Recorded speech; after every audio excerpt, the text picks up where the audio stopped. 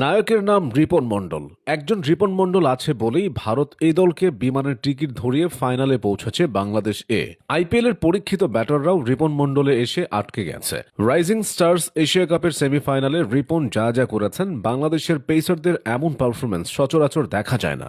একটার পর একটা ইয়ারকার আর ঠান্ডা মাথার বোলিংয়ে বাংলাদেশ এই দলকে নিশ্চিত হারা ম্যাচ তিনি জিতিয়ে দিয়েছেন। মূল ম্যাচে যখন শেষ 2 ওভারে হাতে 6 উইকেট নিয়ে ভারত এর 21 রান দরকার, তখন রিপনকে বোলিংয়ে আনেন অধিনায়ক আকবর আলী। 19তম ওভারে 5 রান খরচ করে তিনি নেন 1 উইকেট। ওই ওভারে তার বোলিংয়ে ক্যাচও মিস হয়েছিল। এরপর ইনিংসের শেষ বলে আকবর আলীর ভুলে ভারতীয় ব্যাটাররা 3 রান নিয়ে ম্যাচ টাই করে। ম্যাচ গড়ায় সুপার ওভারে। সুপার ওভার জিনিসটার সাথে বাংলাদেশ ক্রিকেটের তেমন একটা বোঝাপড়া নেই। রিপন নিজেও জীবনে প্রথমবার সুপার ওভারে বল করতে আসেন, আর সেখানেই করেন বাজিমাত। প্রথম 2 বলে 2 উইকেট নিয়ে ভারতকে রানের খাতায় খুলতে দেননি তিনি।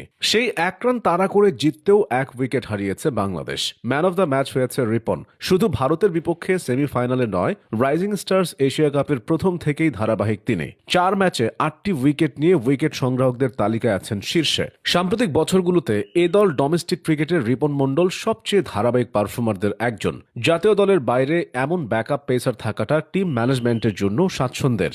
6 ফুট 1 ইঞ্চি উচ্চতার রিপন ডেল স্টেইনকে আইডল মেনে পেসার হয়েছেন। স্টেইনের মতো তার বলে অত্যধিক গতি নেই, তবে আছে প্রায় একই রকম আগ্রাসন। স্টেইনের মতোই রিপনের বোলিংয়ের শক্তির জায়গাটা হলো লেংথে হিট করা ও ডেথ ওভারে কার্যকরী ইয়র্কার দিতে পারা। ক্রিকেটার হতে কতজন কত কিছুই না করে। রিপন ছেড়েছিলেন পড়ালেখা। ক্রিকেট প্রেমের কারণে 4র্থ শ্রেণীতে শেষ হয় তার পড়ালেখার অধ্যায়। এজন্য অবশ্য মা আসমা মণ্ডল এবং বাবা বাবু মণ্ডলকে বোঝাতে হয়েছে যে তিনি একদিন বিশ্বসেরা পেসার হবেন। স্টেইনের মতো পেসার হয়ে ব্যাটারদের মনে ভয় ছড়াবেন। তাদের হ্যাঁ সার্টিফিকেট মিলে যাওয়ার পর আর কোনো বাধা আসেনি পরিবার থেকে, বরং সমর্থন পেয়েছেন সবসময়। মা বাবার একমাত্র সন্তান বলেই কিনা বেশি আদুরে রিপন। ফলে ছেলের ক্রিকেটার হওয়ার আবদার ফেলতে পারেননি বাবু মণ্ডল আসমা মণ্ডল দম্পতি। ছেলের প্রতি অগাধ বিশ্বাস রেখে তার স্বপ্ন পূরণে সর্বোচ্চ সহায়তা করেছেন তারা। পাড়া মহল্লায় টেপ টেনিস দিয়ে ক্রিকেটে হাতে খড়ি রিপনের। টেপ টেনিসে তার গতিময় বোলিং দেখে অনেকেই বলতেন, তুমি ক্রিকেট অনুশীলন শুরু করো, তোমাকে দিয়ে হবে। এরপর 2017 সালে মহাখালীর গ্লোবাল ক্রিকেট একাডেমিতে ভর্তি হয়ে যান রিপন। সেখান থেকে পরবর্তীতে সুযোগ পেয়ে যান অনূর্ধ্ব 19 দলে। অনূর্ধ্ব 19 দলে অন্য সব ক্রিকেটারের মতো বয়সভিত্তিক ক্রিকেট ডিঙিয়ে যেতে হয়নি তাকে। একাডেমিতে ভর্তি হওয়ার পর ওই বছর রিপন 3য় বিভাগ ক্রিকেট খেলার জন্য রেজিস্ট্রেশন করে রাখেন, কিন্তু শেষের দিকে রেজিস্ট্রেশন হওয়ার কারণে খেলার সুযোগ পাননি তিনি। তবে পরের বছর 3য় বিভাগ খেলতে পেরেছিলেন, যেখানে 7 ম্যাচে নিয়েছিলেন 18 উইকেট।